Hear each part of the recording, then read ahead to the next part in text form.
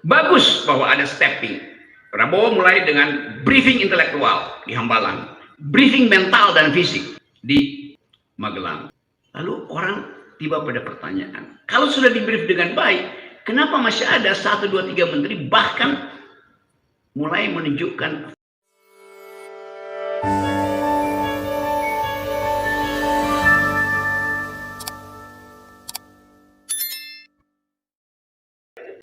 Oke, teman-teman semua. Ketika pembubaran paksa beberapa waktu yang lalu di forum yang sama, wartawan tanya saya, apa hubungan Rocky Gerung dengan FTA?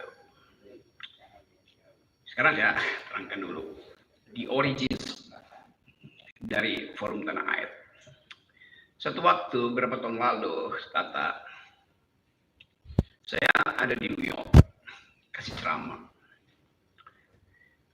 untuk membayangkan the near future of the nation itu. Apa yang di masa depan yang agak dekat tuh. Sebelum kita ngomong itu, saya pergi ke Blue Ridge Mountain di Virginia.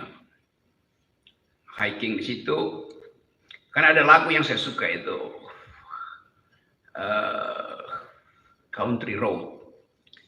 Country road, take me home to the place I belong, West Virginia, Blue Ridge Mountain. Take me home, country road. I hear her voice in the morning hours. She calls me.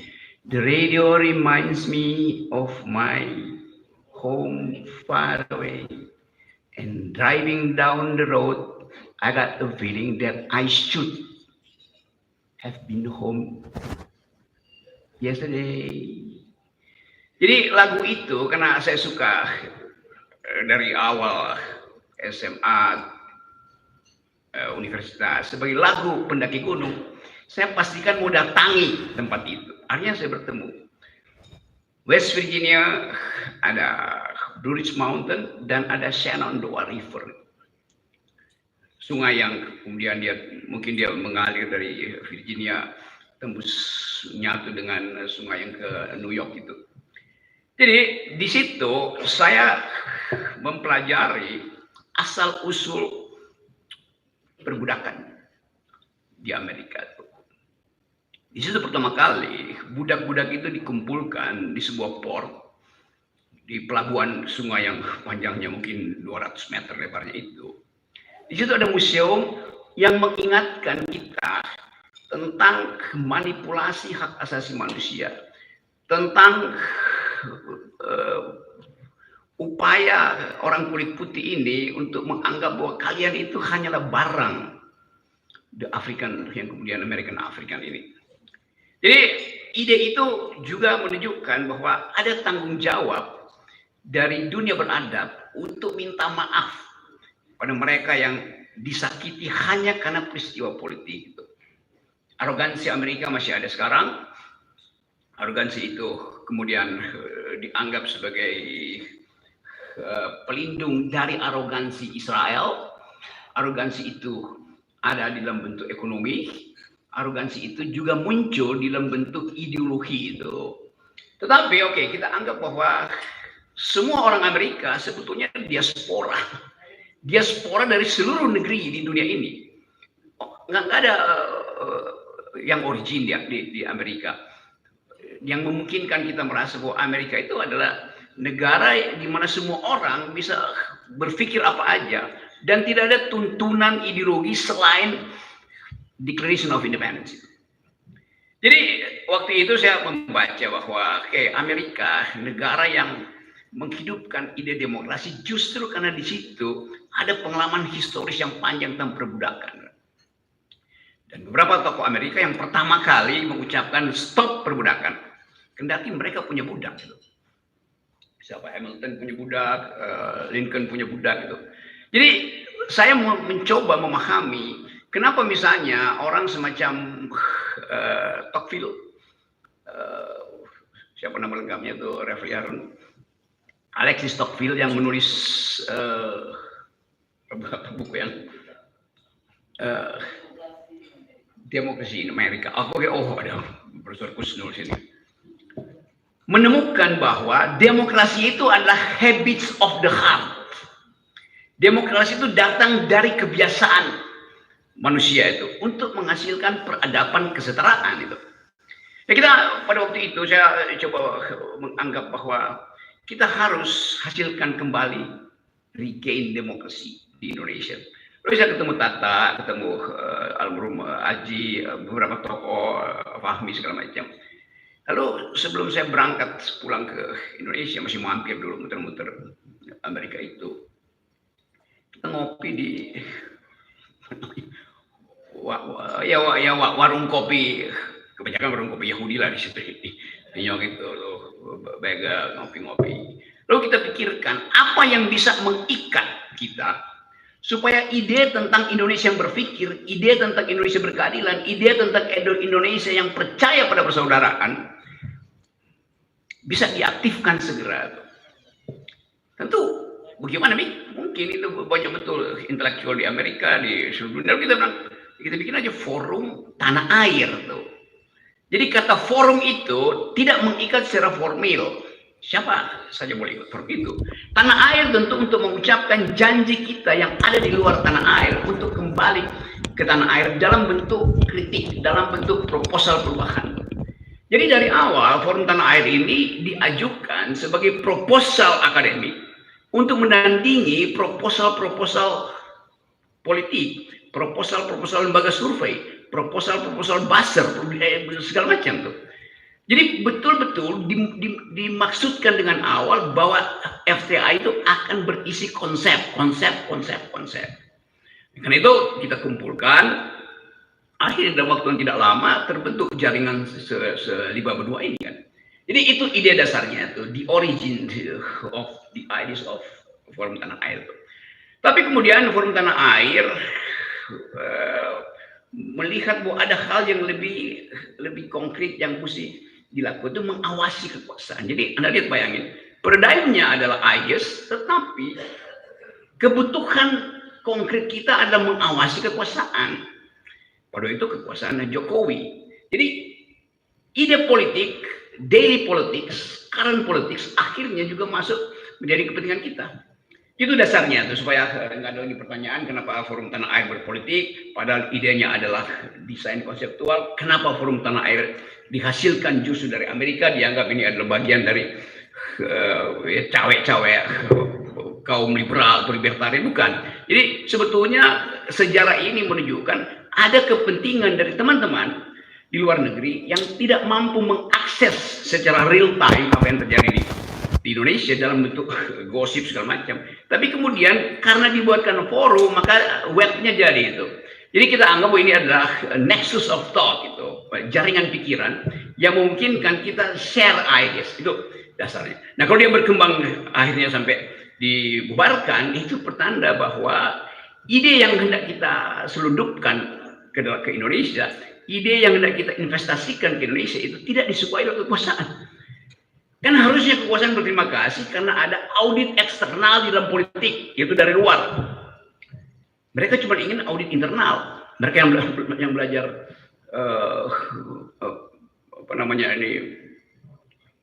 akuntansi tahu bahwa di audit eksternal justru lebih jujur daripada di audit internal. Jadi mestinya pemerintah menganggap bahwa forum tanah air ini adalah sounding board yang memberi semacam kalau tentara bilang army readiness, kesiapsiagaan setiap saat, kan begitu maksudnya kan, ada istilah itu. Jadi kita forum tanah air juga army readiness di dalam ide itu, tapi kemudian dimusuhi itu. Ya mungkin kan ada Refli Harun, ada Edi Mulyadi, ada Pak Gatot, udah pasti itu kan, dan semua hal yang kemudian disinopsiskan sebagai ini bajingan-bajingan yang hendak mengacau negara. Kan itu yang terjadi ya. Jadi diskurs itu yang hendak kita halang. Jadi kita mau kembali setelah situasi mulai terlihat seolah-olah tertata, kita mau balik lagi. Tadi Pak Tata betul, untuk menagih konsistensi dari Presiden Prabowo hari ini. kabinet merah putih. Awalnya merah putih, tapi baru 2 hari seorang menteri yang dibrief dengan baik oleh pakar-pakar luar negeri ketika di Hambalang, Menteri Desa, memakai kop surat Kementerian Desa untuk memerintahkan kepala desa berkumpul di sebuah desa untuk memenangkan istrinya yang sedang kampanye di desa itu.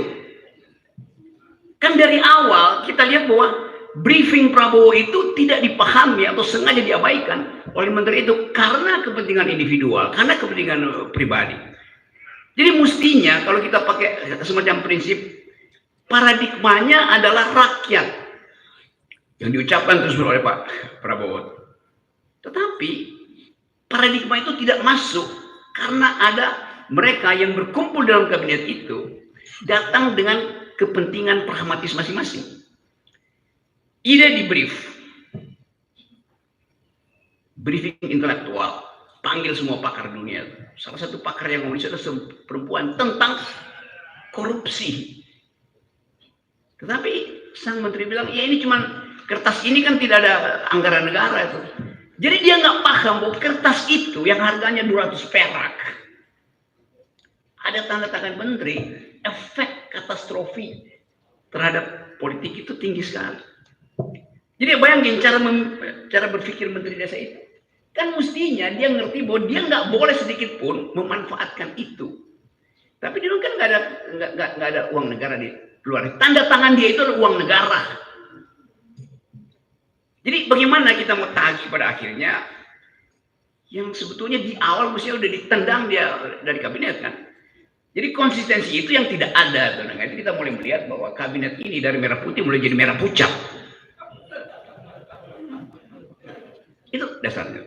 Nah, saya balik pada soal kita. Kita mulai melihat bahwa kalau kita perhatikan dalam ya 1 minggu ini, spot shot yang diberikan pada Prabowo itu sangat lebar besar. Artinya ada harapan dari rakyat. Bahkan Prabowo terbawa di dalam semacam megalomania bahwa dia akan berpihak pada rakyat. Dan mungkin juga Pak Prabowo merasa bahwa dia harus jadi sosialis pertama di Asia itu. Karena itu gabung dengan BRICS. Dia jadi sosialis pertama di Asia, karena itu makan siang harus ada di situ. Tapi tiba-tiba kepentingan rakyat itu dibatalkan oleh ide beliau lagi yang saya dengar di Twitter lewat Raja Antoni bahwa IKN itu akan diteruskan. Ya orang yang belajar ekonomi tahu bahwa nggak di mana argumen kelayakan dari segi anggaran. Ambisi itu pasti dibatalkan oleh APBN. Nah, kita mulai berpikir bahwa yang tadi disinyalir oleh Pak Tata itu mulai ada blocking di dalam kabinet ini yang diarahkan secara sangat sublim oleh presiden sebelumnya. Kan mulai terbaca di situ bahwa ini kabinet yang sebetulnya diasuh secara remote control oleh Presiden Jokowi. Orang bertanya kan dia udah lengser. Oh iya, tapi aparatnya masih ada di situ tuh. Dan kemampuan Jokowi untuk menagih tukar tambah masih ada di situ tuh. Walaupun kita tahu ya ini sebentar aja selesai sebetulnya. Dan mungkin dalam 2 minggu ke depan pasti ada 2-3 menteri yang langsung di-reshuffle. Hitungan saya begitu, nggak usah 100 hari, 2 minggu ke depan. Tapi itu adalah political issues. Kita mau bicara tentang ide. Sekarang saya masuk pada apa sebetulnya yang harus dipegang sebagai mandat dari FTA. Kita mulai membaca ada konsep yang belum diutuhkan oleh pemerintah ini. Kalau kita bertanya, 2045 itu Indonesia Emas isinya apa? Di dalam politik luar negeri, apa artinya Indonesia Emas? Di dalam soal keadilan sosial, apa artinya Indonesia Emas? Pilihan ekonominya seperti apa tuh? Kita nggak dapat ide itu tuh. Jadi tetap kita cuma dapat ide ya akan ditumbuhkan 8% ekonomi Indonesia. Oke, 8% itu artinya itu akan ada sektor yang tumbuh kira-kira 10-20%, ada sektor yang tumbuh 1%. Kan buat dapat rata-rata 8% mesti ada yang di-push ke atas kan. Jadi disparitas pasti akan terjadi itu. ekonomi akan jadi panas. 8% kan itu, coba tanya Bapak Anton, 8% artinya saya beli bajai dan lalu saya suruh ngebut di jalan tol 120 km per jam. Rontok mesinnya tuh. Benar Pak Antoni konsepnya. Belum lagi kita mau tagih konsep 8% itu, grossnya 8%, berapa persen ecological footprint yang disumbangkan oleh pabrik-pabrik yang akan mengoperasikan 8%. Berapa banyak deforestasi yang disebabkan oleh ambisi 8%. Berapa banyak tanah-tanah di pantai utara yang juga akan dikendalikan oleh oligarki itu yang diperjuangkan terus oleh Pak Said Didu. Jadi FTA akan menguji itu bukan karena kita cemburu atau dendam, tapi kita mau lihat kemasukakalan dari konsep 8%. Itu akan kita studi terus tuh. Kita mau lihat kemasukakalan dari proposal untuk menghidupkan kembali IKN. Nah, pada dasarnya tuh. Yang paling penting kita tahu bahwa soal Indonesia ini yang diucapkan terus oleh Pak Prabowo adalah soal pangan. Apakah pangan ini betul-betul didesain dalam upaya untuk mengatasi krisis pangan? Atau desain ini sebetulnya udah dibaca lebih awal oleh 2-3 orang yang menguasai ekspor impor pangan dan mulai menyodorkan sesuatu sebagai umpan untuk memperoleh kepentingan, keinginan di Papua, di Kalimantan. Jadi kasak kusuk ini soal pangan dan soal pertumbuhan ekonomi itu adalah hal yang akan kita riset terus. Kita tentu akan riset bagaimana kemungkinan terburuk kalau pembekalan, sebut aja pembekalan intelektual di Hambalang itu kita uji akibatnya apa. Coba kita kasih contoh. Saya baca banyak tentang si John yang kasih pembekalan tentang politik luar negeri itu. Orang yang punya perspektif realis dalam studi politik internasional itu John last name dia. Kenapa John ini yang dipanggil untuk membekali menteri-menteri itu? Bukankah John ini adalah seorang yang pro perang, bukan pro damai, sementara Indonesia adalah memilih untuk bahkan menjadi pasifis sebetulnya. Sementara metode yang diterangkan oleh narasumber ini adalah metode kaum realis. Civis pacem parabellum, kalau Anda ingin damai bersiaplah untuk perang. Kan beda paradigmanya. Dan lebih dari itu, begitu diterangkan soal ekonomi oleh macam-macam dari 8 sesi itu, kita bertanya, ngerti nggak mereka yang di-brief di Hambalang dalam 2 hari? Dalam bahasa Inggris pula diterangkan itu kan. Ya mungkin pakai interpreter. Tetapi kelihatannya nggak ada yang paham itu. Kalau saya bicara dengan mereka yang ada di situ, dan ya mungkin 2% sih ini paham, karena waktu itu dia cuma ya gini-gini, padahal sebetulnya dia mesti angkat tangan bertanya tuh. Jadi diskurs intelektual tidak terjadi di Hambalang. Saya sebut diskurs intelektual. Narasinya ada, tapi bilang diskurs. Bagaimana mungkin pembekalan itu tanpa debat? Konsep yang bertentangan. Jadi kita mulai menganggap bahwa komposisi kabinet ini tidak diasuh secara paradigmatik untuk menghasilkan sesuatu yang betul-betul konseptual. Ada paradigma di situ. Indonesia paradigma damai, tapi yang diundang mengajarkan tentang cara bertahan dalam perang. Sementara kita tahu bahwa ya itu peralatan perang kita itu ada bekas, semua barang bekas. Persenjataan kita. Jadi itu satu poin. Sehingga saya menganggap bahwa ini tadi saya ngomong sama Ersuban Arif, ini kayak orang naik gunung, karena saya suka naik gunung. Itu berebut tiba di atas, padahal tendanya cuma satu. Hancur, kedinginan, segala macam. Ini kabinet yang berupaya untuk cepat-cepat tiba di puncak gunung dengan mengandalkan orang yang di depan itu bawa tenda 10, padahal tendanya cuma satu. Bagaimana mungkin bisa survive di dalam situasi turbulensi misalnya. Tapi oke, itu ide mereka. Kita kasih semacam dugaan awal bahwa akan ada krisis pertama, yaitu dari dalam bentuk organisasi sendiri. Sementara ini terlihat bahwa ada kepatuhan pada Presiden Prabowo dibawa ke Magelang itu simbol untuk menghasilkan disciplinary society, masyarakat yang didisiplinkan. Oleh apa? Oleh latihan. Politik tidak mungkin didisiplinkan dengan latihan. Ya, mensana in corpore sano, dalam tubuh yang sehat ada jiwa yang sehat. Iya, itu kalau Anda olahragawan. Tapi ini politisi semua yang sudah di brief dari awal oleh ketua partainya tuh. Siap-siap nyolong di badan anggaran, siap-siap masuk ke komisi dan pastikan bahwa kita bisa ngintip kerjaan dari situ. Kan itu dasarnya tuh. Bagus bahwa ada stepping. Prabowo mulai dengan briefing intelektual di Hambalang, briefing mental dan fisik di Magelang. Lalu orang tiba pada pertanyaan, kalau sudah di brief dengan baik, kenapa masih ada 1, 2, 3 menteri bahkan mulai menunjukkan vested interest sendiri? Jadi sekali lagi, poin-poin ini hendak kita dalilkan bahwa kita tahu apa yang terjadi. Tapi apa sekarang pertanyaan ini? Batas kemampuan FTA, intervensi, nggak mungkin. Kita cuma punya, kita bukan kelompok penekan, kita bukan buzzer tuh. Kita hanya mungkin bisa mengendalikan kalau kita bagian dari sistem itu. Kita di luar sistem itu. Bagaimana mengendalikan sesuatu yang kita ada di luar sistem itu? Kita hanya mulai bisa menjejaki apa yang akan terjadi sambil melihat suasana dalam perjalanan menuju target-target dari kabinet ini kan. Perumpamaan di dalam sekarang anak-anak muda baca kembali wisdom lama, terutama stoicism itu.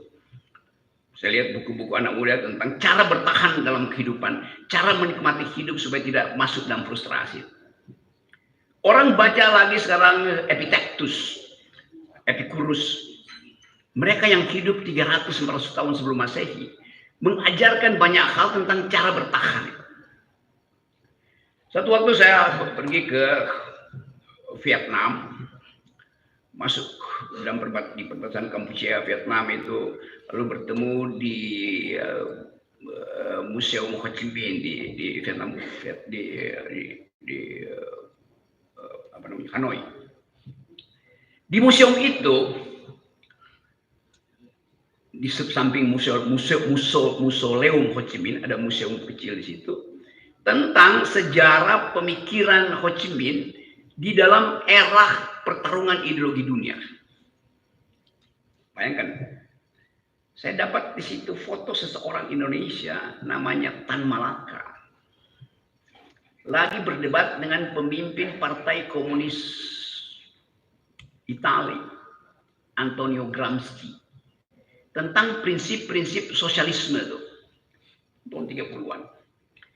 Anda bayangkan Tan Malaka yang sekarang mulai dibaca ulang, orang yang pertama mengidekan tentang republik, tetapi di dalam fasilitas keadilan sosial, bukan republik dalam pengertian ekspansionis itu.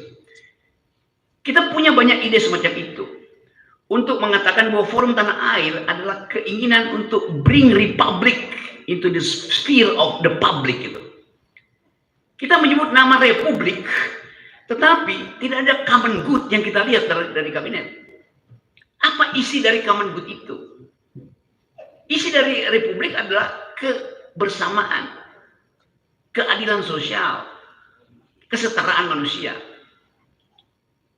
Mulai terlihat bahwa arogansi individual itu menganggap bahwa saya adalah menteri, itu artinya seluruh kapasitas negeri ini tergantung pada saya. Tetapi sistem kita juga mengindikasikan bahwa menteri-menteri ini kan pembantu presiden, hanya pembantu presiden.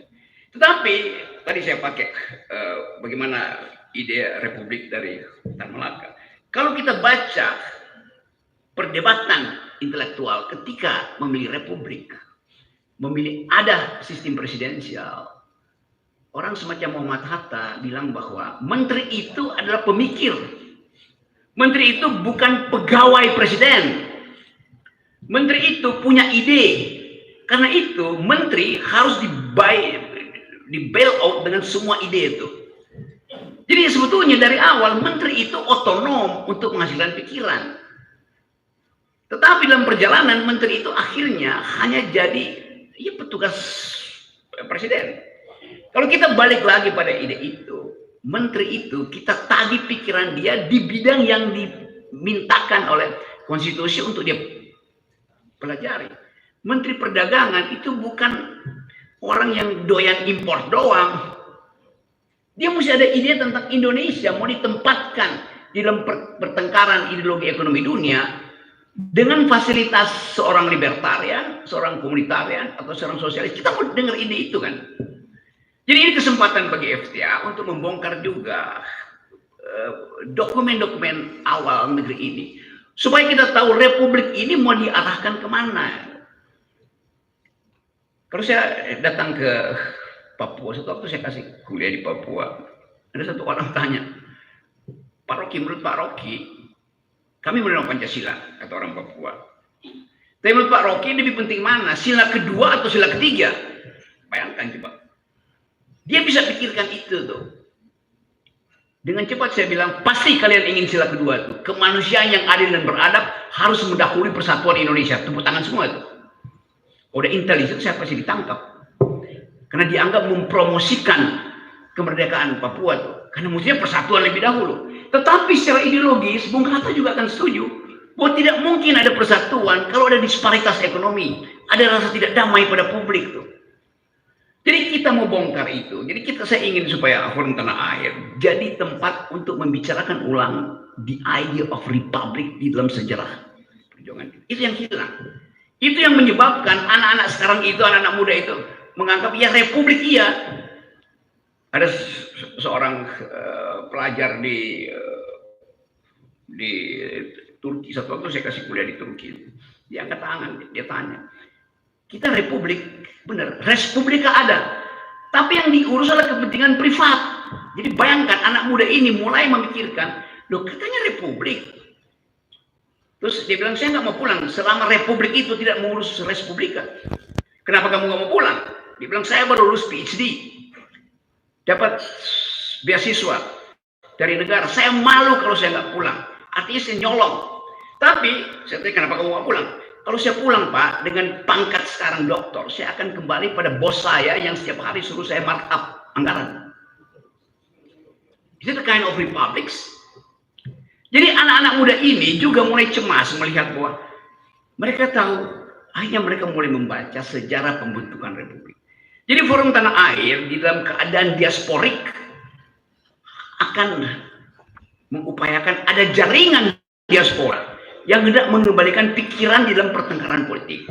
Pikiran di dalam pertengkaran politik. Sama seperti ketika negara ini dibangun. Ada pertengkaran politik di konstituante. 3 bulan terus-menerus berpikir tentang ini.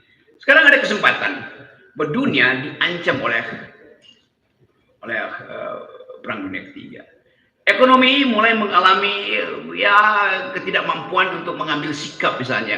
Bahwa kita mau pro growth di dunia itu atau pro human solidarity. Kita tahu bahwa dunia ini sekarang isunya kan ya biasa lah, isu cuma global security adalah isu bersama kita. Environmental ethics adalah isu bersama kita karena kita nggak bicara lagi NKRI harga mati. Ini planet harga mati itu yang jadi isu dunia. Yang ketiga human solidarity. Jadi kalau FTA mulai untuk menuntun negeri ini dengan 3 isu itu, global security, banyak pakar di sini. Environmental ethics, berlimpah pikiran tentang krisis lingkungan, dan human solidarity. 3 ide ini akan comply dengan ide-ide dunia. Jadi seterusnya nanti mewakili FTA, saya ingin teman-teman bantu kita untuk secara intensif membicarakan 3 isu ini. 1, global security, karena kita akan terlibat mau tidak mau di dalam pertandingan global. Environmental ethics, karena tutupan hijau kita itu berkurang. Walaupun gengnya Jokowi bantah, tuh Rocky Gerung itu bohong tuh. Tutupan hijau kita justru bertambah kok, nggak ada deforestasi. Dia saja dari drone, hijaunya tambah. Saya bilang iya. You zoom in di situ, you tahu itu hijau lapangan golf, hijau sawah yang akan dicetak di Papua, hijau sawit yang semuanya monokultur. Bukan itu yang disebut green di dalam sustainable ideas of green economy, circular economy. Jadi sekali lagi, tadi saya bilang apa ya? Jadi FTA punya 3 kurikulum. Satu, kita akan pantau global security, termasuk posisi Indonesia di dalam persaingan global security ini. Yang kedua, environmental ethics ini penting sekali dasarnya. Saya masih ada waktu nggak? Saya mau terangkan agak panjang supaya sekaligus kita dapat itu. Soal environmental ethics. Satu waktu saya ngopi di nggak lagi ya, di Budapest. Dengar ya, anak muda datang, nawarin kopi. Saya bilang, kita Indonesia punya kopi. Apa kopinya? Gayo. Dia bertanya, anak muda ini, Gayo ada di Aceh. Dia Google, lalu dia tanya, kopi yang Anda kumpulkan itu ditanam di bukit nomor berapa? Panik saya. Dia tahu bukit-bukit itu. Karena udah dipetakan, bukit 1, 2, 3, 4. Dia bisa tunjukkan, iya ini kopi yang enak. Tetapi kira-kira 6 bulan lalu, bukit itu masih hutan. Kenapa sekarang jadi kebun kopi? Jadi itu yang mau saya terangkan, bahwa tidak mungkin kita lolos dari mungkin mata dari Elon Musk yang pasang Starlink di atas kita. Itu yang saya ingin supaya kita mengerti bahwa semua hal yang kita bicarakan juga connected dengan ide-ide dunia. Saya ngomong tentang hilirisasi. Anak muda Eropa angkat tangan. Memang ada hilirisasi. Energi di hilir itu bagus. Tapi problemnya bukan apa yang ada di hilir, tapi yang ada di hulu. Apa yang ada di hulu? Kotor secara politik, bersih secara hilir, kotor secara politik. Dan itu juga yang diiakan oleh Hasyim Johanikusumo kemarin. Bahwa 10 orang Indonesia itu menguasai industri hulu itu tanpa ada persaingan di dalam lelang yang masuk akal. Jadi ada monopoli di hulu itu bagi orang Eropa, itu anak-anak muda Eropa terutama, itu hanya kotor secara politik karena cuma ada 4-5 pemain nikel. Jadi kita mesti lihat cara berpikir baru itu, bahwa orang nggak persoalkan energinya bersih, tetapi diperoleh dengan cara bersih apa tidak. Jadi FTA, karena ini adalah diaspora, ada di mana-mana, di 5 benua. Juga kita akan kumpulkan narasi-narasi kecil, supaya kita mengerti bahwa suatu waktu anak muda Eropa ini, dia akan ban kita, karena menganggap kalian do not speak environmental ethics. Produk-produk kita akan di ban di sana. Tentu mereka pasti akan minta partai buruh atau partai hijau di situ untuk jangan bantu Indonesia tuh. Kampanye anak-anak muda ini melampaui kemampuan partai politik seluruh dunia. Di kita juga mulai begitu. Kampanye sosial media anak-anak ini, itu yang mesti kita perhatikan, mampu untuk merubah konstelasi politik itu. Viral semua. Jadi suara anak muda ini juga akan jadi perhatian FTA, bahwa mereka lah yang memang berhak untuk menghasilkan masa depan. Dan bagi kita yang ada di sini sekarang, kita ingin diingatkan bahwa yang kita sebut sebagai kabinet hari ini sebetulnya itu hanya semacam ya kompilasi dari bermacam nada tanpa partitur tunggal di situ. Jadi kemampuan itu yang saya kira kita bisa bicarakan hari ini. Tentu kita akan masih bahas hal-hal yang lebih teknis, tapi saya ingin FTA itu mengucapkan the politics of hope. Di belakang kita ada politics of memory.